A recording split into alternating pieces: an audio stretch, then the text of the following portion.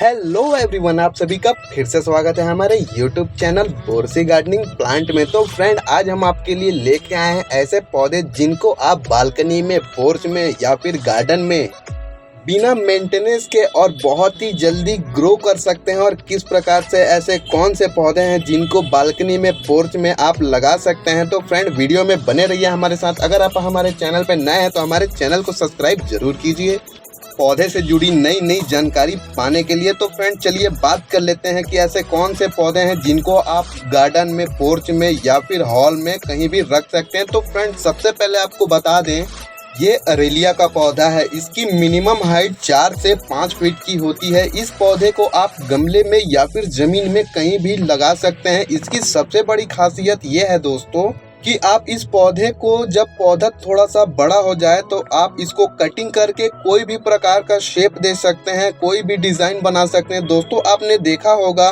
बड़े बड़े अम्यूजमेंट पार्कों में या फिर गार्डनों में यह पौधा रहता है। इससे कटिंग करके बहुत सारी डिज़ाइनें डेवलप की गई होती हैं। ये पौधा पोर्च में, बालकनी में या फिर गार्डन में लगाने के लिए सबसे बेस्ट है। और इसकी सबसे बड़ी खासियत ये भी है दोस्तों कि ये पौधा बिल्कुल लो मेंटेनेंस वाला होता है। दूसरे पौधे के बारे में बात कर लेते हैं दोस्तों। यह गोल्डन साइप्रस का पौधा है। आपको बता दें कि यह एक आउटडोर, इनडोर दोनों रखने वाला पौधा है। आप इसको घर के अंदर अथवा घर के बाहर भी लगा सकते हैं।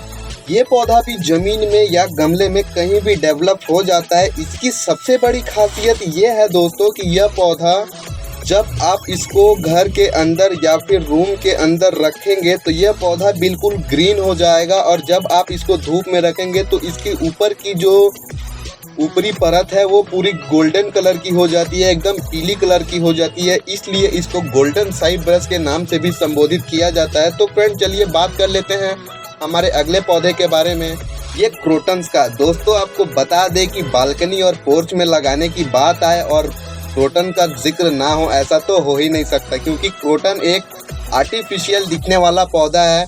आपको देख के लग भी रहा होगा दोस्तों कि यह एक प्लास्टिक पौधा है, लेकिन नहीं, ये रियल का पौधा है और ये प्राकृतिक है दोस्तों। यह क्रोटन्स का पौधा है। इसकी बहुत सारी वैरायटीज आती है दोस्तों।